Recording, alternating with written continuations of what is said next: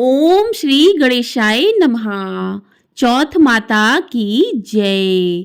आप सभी को संकष्टी चतुर्थी की हार्दिक शुभकामनाएं। आप सभी पर भगवान गणेश की कृपा सदैव बनी रहे। आज माघ मास के कृष्ण पक्ष की चतुर्थी तिथि है और आज ही के दिन सकट चौथ का व्रत रखा जाता है। कुछ स्थानों पर इसे तिल चौथ भी कहते हैं। यह चौथ साल की सबसे बड़ी चौथ मानी जाती है। इस दिन भगवान श्री गणेश की आराधना सौभाग्य प्रदान करने वाली होती है। आज के दिन भगवान गणेश और माता पार्वती की पूजा करने से तथा व्रत कथा को सुनने से संतान के ऊपर आने वाले सभी कष्ट अति शीघ्र दूर हो जाते हैं और संतान की दीर्घ आयु होती है। भगवान शिव जी ने गणेश जी को आशीर्वाद दिया था कि चतुर्थी के दिन जो कोई भी तुम्हारा पूजन करेगा और रात्रि में चंद्रमा को अर्घ देगा तो उसको सभी दुखों से मुक्ति मिलेगी और सभी प्रकार के सुखों की प्राप्ति होगी। तो आज मैं आपको सुना रही हूँ माघ मास की संकष्टी चतुर्थी सकट चौथ की व्रत कथा। इस कथा को आप बड़ी ही श्रद्धा और प्रसन्नचित मन से सुनिएगा। बोलिए भगवान गणेश की जय।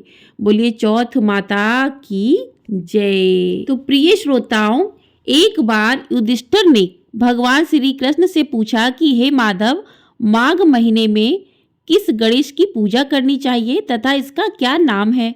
उस दिन पूजन में किस वस्तु का नैवेद्य अर्पित करना चाहिए और क्या आहार ग्रहण करना चाहिए? इसे आप सविस्तार बतलाने की कृपा करें।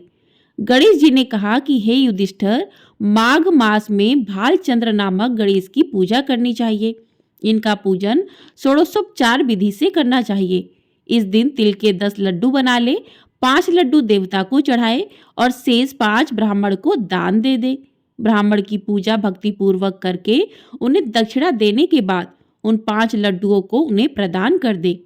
हे धर्मराज युधिष्ठिर, तिल के 10 लड्डुओं का स्वयं आहार करे। इस संबंध में मैं आपको राजा हरिश्चंद्र का वृत्तांत सुनाता हूँ। सतयुग में हरिश्चंद्र नामक एक प्रतापी राजा हुए थे।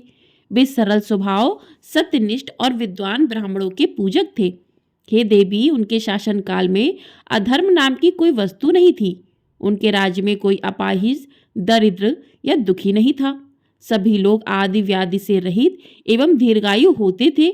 उन्हीं के राज्य में एक ऋषि शर्मा नामक तपस्वी ब्राह्मण रहते थे। एक पुत्र की प्राप्ति होने के बाद ही वे स्वर्गवासी हो गए। पुत्र का भरण पोषण उनकी पत्नी करने लगी। वह विधवा ब्राह्मणी भिक्षाटन के द्वारा पुत्र का पालन पोषण करती थी।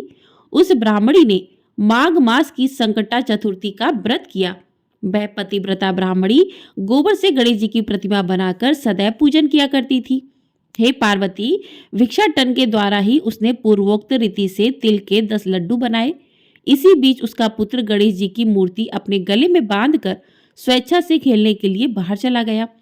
तब एक नर पिशाच कुम्हार ने उस ब्राह्मणी के 5 वर्षीय बालक को जबरन पकड़कर अपने आवों में छोड़कर मिट्टी के बर्तनों को पकाने के लिए उसमें आग लगा दी। इधर उसकी माता अपने बच्चों को ढूंढने लगी और उसे ना पाकर वह बड़ी व्याकुल हुई। वह ब्राह्मणी विलाप करती हुई गणेश जी की प्रार्थना करने लगी कि हे गणेश जी, विशाल शरीर वाले, हे सूर्य नारायण की लाली के सदृश कांतिशाली, हे सुंदर जटा समूह को धारण करने वाले, आप इस दुखियारन की रक्षा कीजिए। हे गजानन, हे 4 भुजाधारी, हे मस्तक में चंद्रमा को धारण करने वाले, हे विनायक, हे अनाथों के नाथ, हे वरदायक, मैं पुत्र के वियोग में व्यथित हूँ, आप मेरी रक्षा कीजिए। वह ब्राह्मणी इसी प्रकार आधी रात तक विलाप करती रही। प्रातःकाल होने पर कुम्हार अपने पके हुए बर्तनों को देखने के लिए आया। जब उसने आवा खोल के देखा तो उसमें जांघ भर पानी जमा हुआ था। और इससे भी अधिक आश्चर्य उसे तब हुआ जब उसमें बैठे एक खेलते हुए बालक को देखा। ऐसी अद्भुत घटना देखकर वह भयवश कांपने लगा और इस बात की सूचना उसने राज दरबार में दी। उसने राज्यसभा में अपने कुकृत्य का वर्णन किया। कुम्हार ने कहा कि हे महाभाऊ, हे प्रज्वलित अग्नि के समान तेजवान, हे महाराज हरिश्चंद्र, मैं अपने दुष्कर्म के लिए वध के योग्य हूँ। उसने आगे कहा, हे महाराज, कन्या के विवाह के लिए मैंने कई बार मिट्टी के बर्तन पकाने के लिए आंबा लगाया, परंतु मेरे बर्तन कभी भी नहीं पके और सदैव कच्चे ही रह गए। तब मैंने भयभीत होकर एक तांत्रिक से कारण पूछा। उसने कहा कि चुपचाप किसी लड़के की तुम बलि चढ़ा दो, तुम्हारा आंबा पक जाएगा। मैंने सोचा कि मैं किसके बालक की बलि दूं? जिसके बालक की बलि दूंगा वह मुझे जीवित नहीं छोड़ेगा। इसी भय से हे महाराज मैंने दृढ़ निश्चय किया कि इसे ही बैठाकर आग लगा दूंगा। मैंने अपनी पत्नी से परामर्श किया कि ऋषि शर्मा ब्राह्मण मृत हो गए हैं, उनकी विधवा पत्नी भीख मांगकर अपना गुजारा करती है, वह लड़के को लेकर क्या करेगी? मैं यदि उसके पुत्र की बलि दे दूं तो मेरे बर्तन पक जाएंगे। मैं इस जघन्य कर्म को करके रात में निश्चित होकर सो गया। प्रातः जब मैंने आंवा खोल कर देखा तो क्या होता है कि उस लड़के को मैं जिस स्थिति में बैठाकर गया था वह उसी तरह निर्भय भाव से बैठा है और उसमें जांघ भर पानी भरा हुआ है। इस भयावह दृश्य से मैं कांप उठा और इसकी सूचना देने मैं आपके पास आया हूँ। कुम्हार की बात सुनकर राजा बहुत ही विस्मित हुए और उस लड़के को देखने के लिए आए। बालक को प्रसन्नतापूर्वक देखकर खेलते देखकर मंत्री ने राजा से कहा कि यह क्या बात है, यह किसका लड़का है, इस बात का पता लगाओ। इस आंबे में जांग भर जल कहाँ से आया? इसमें कमल के फूल कहाँ से खिल गए? इस दरिद्र कुम्हार के आंबे में वैदुर्य मणि के समान हरी हरी धूप कहाँ से उगाई? बालक को ना तो आग की जलन हुई और ना तो इसे भूख प्यासी ही है। यह आंबे में भी वैसा ही खेल रहा था मानो अपने घर में खेल रहा हो। राजा इस तरह की बात कह ही रहे थे कि वह ब्राह्मणी वहां बिलखती हुई आ पहुंची और वह कुम्हार को कोसने लगी। जिस प्रकार गाय अपने बछड़े को देखकर रंभाती है, ठीक वही अवस्था उस बुढ़िया की थी। वह बुढ़िया बालक को गोद में लेकर प्यार करने लगी और कांपती हुई राजा के सामने बैठ गई। राजा हरिश्चंद्र ने पूछा कि हे ब्राह्मणी, इस बालक को न जलने का क्या कारण है? क्या तू कोई जादू जानती है अथवा तूने कोई धर्माचरण किया है जिसके कारण बच्चे को आज तक नहीं आई? राजा की बात सुनकर ब्राह्मणी ने कहा कि हे महाराज, मैं कोई जादू नहीं जानती और ना ही कोई धर्माचरण, तपस्या, योग, दान आदि की प्रक्रिया ही जानती हूँ। हे राजन, मैं तो संकटनाशक गणेश चतुर्थी का व्रत करती हूँ। उसी व्रत के प्रभाव से मेरा पुत्र जीता जागता बच गया। ब्राह्मणी की बात सुनकर राजा ने कहा कि मेरे राज्य की संपूर्ण जनता इस संकटनाशक गणेश का व्रत करे, इसमें मेरी पूर्ण सम्मति है। राजा ने उसकी परिक्रमा करते हुए कहा कि हे पतिव्रते, तू धन्य है। राजा ने संपूर्ण नगरवासियों को गणेश जी का व्रत करने का आदेश दिया। इस आश्चर्यजनक घटना के कारण सभी लोग उस दिन से प्रत्येक मास की गणेश चतुर्थी का व्रत करने लगे। इस व्रत के प्रभाव से ब्राह्मणी ने अपने पुत्र के जीवन को पुनः पाया था। इतना कहने के बाद श्री कृष्ण ने कहा कि हे युधिष्ठिर, आप भी इस सर्वोत्तम व्रत को कीजिए। इस व्रत के प्रभाव से आपकी सभी कामनाएं पूर्ण होंगी। आप मित्रों, पुत्रों और पौत्रों को सुख देने वाले साम्राज्य को प्राप्त करेंगे। हे महाराज, जो लोग इस व्रत को करेंगे उन्हें पूर्ण सफलता मिलेगी। भगवान कृष्ण की बात से युधिष्ठिर बहुत प्रसन्न हुए और माघ मास गणेश चतुर्थी का व्रत करके निष्कंटक राज्य भोगने लगे। बोलिए गणेश भगवान की जय। आइए अब सुनते हैं दूसरी पौराणिक कथा।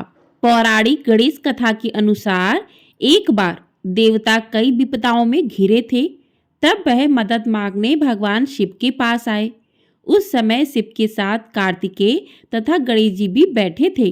देवताओं की बात सुनकर शिव जी ने कार्तिकेय व गणेश जी से पूछा कि तुम में से कौन देवताओं के कष्टों का निवारण कर सकता है? तब कार्तिकेय व गणेश जी दोनों ने ही स्वयं को इस कार्य के लिए सक्षम बताया। इस पर भगवान शिव ने दोनों की परीक्षा लेते हुए कहा कि तुम दोनों में से जो सबसे पहले पृथ्वी की परिक्रमा करके आएगा वही देवताओं की मदद करने जाएगा। भगवान शिव के मुख से यह वचन सुनते ही कार्तिकेय अपने वाहन मोर पर बैठकर पृथ्वी की परिक्रमा के लिए निकल गए। परंतु गणेश जी सोच में पड़ गए कि वह चूहे के ऊपर चढ़कर सारी पृथ्वी की परिक्रमा करेंगे तो इस कार्य में उन्हें बहुत समय लग जाएगा। तभी उन्हें एक उपाय सूझा। गणेश अपने स्थान से उठे और अपने माता पिता की 7 बार परिक्रमा करके वापस बैठ गए। परिक्रमा करके लौटने पर कार्तिकेय स्वयं को विजेता बताने लगे। तब शिव जी ने श्री गणेश से पृथ्वी की परिक्रमा ना करने का कारण पूछा। तब गणेश जी ने कहा कि माता पिता के चरणों में ही समस्त लोक है। यह सुनकर भगवान शिव ने गणेश जी को देवताओं के संकट दूर करने की आज्ञा दी। इस प्रकार भगवान शिव ने गणेश जी को आशीर्वाद दिया कि चतुर्थी के दिन जो तुम्हारा पूजन करेगा और रात्रि में चंद्रमा को अर्घ देगा, उसके तीनों ताप यानी दैहिक ताप, दैविक ताप तथा भौतिक ताप दूर होंगे। इस व्रत को करने से व्रतधारी के सभी तरह के दुख दूर होंगे और उसे जीवन के भौतिक सुखों की प्राप्ति होगी। चारों तरफ से मनुष्य की सुख समृद्धि बढ़ेगी, पुत्र पौत्रादि धन ऐश्वर्य की कमी नहीं रहेगी। बोलिए गणेश भगवान की जय। तो इस प्रकार से माघ मास की संकष्टी चतुर्थी सकट चौथ की व्रत कथा पूर्ण हुई। आपको यदि ये वीडियो पसंद आई है तो वीडियो को लाइक शेयर, चैनल को सब्सक्राइब कर लीजिएगा। आपको हमारे चैनल पर 5 व्रत कथाएं सकट चौथ की और मिलेंगी, तो आप लोग वहां से भी जाकर और कथाओं को सुन सकते हैं। तिल चौथ की कथा भी सुनाई जाएगी, चौथ माता की कथा भी मिलेगी और माघ मास के मातम के अध्याय भी प्रतिदिन सुनाए जा रहे हैं। तो आपने चैनल को यदि सब्सक्राइब नहीं किया है तो चैनल को जल्दी से सब्सक्राइब कर लीजिए ताकि आपको सभी वीडियो समय से प्राप्त हो सके। इस वीडियो को करते हैं यहीं पर समाप्त, मिलते हैं अगली वीडियो में।